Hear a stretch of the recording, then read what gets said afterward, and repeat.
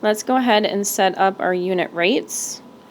We have 3.49, and that's in dollars, and 15, and that's in ounces.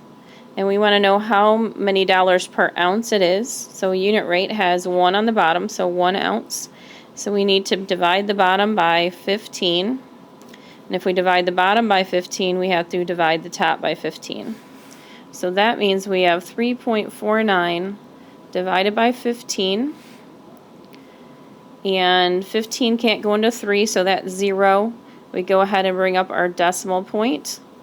And we look at 34. 15 can go to 34 twice. 2 times 15 is 30. Go ahead and subtract. And then 15 can't go into 4, so I'm going to bring down my 9. 15 goes into 49 about 3 times. That would make 45. Go ahead and subtract, and I get a 4. And let's go ahead and put one more 0 just to see. 15 goes into 40 about twice because 3 made 45. So that would be 30.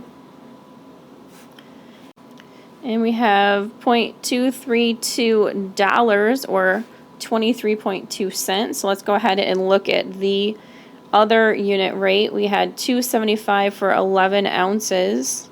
So let's go ahead and set that up. We have $2.75 per 11 ounces. And we want to make that per 1 ounce. That means we have to divide by 11. And that means the top has to also be divided by 11. So we have 2.75 divided by 11. And 11 goes into 2 0 times, bring up our decimal. And then we're going to look at 27. 11 goes into 27 twice. So that would be 22. Go ahead and subtract. 7 minus 2 is 5. 2 minus 2 is 0. We're going to go ahead and bring down the other 5. And then look at 55 divided by 11, which is 5. So 55, subtract to get 0. And that means that it is $0.25 or 25 cents per ounce. And then if we look at our other answer, we had 0.232 per ounce.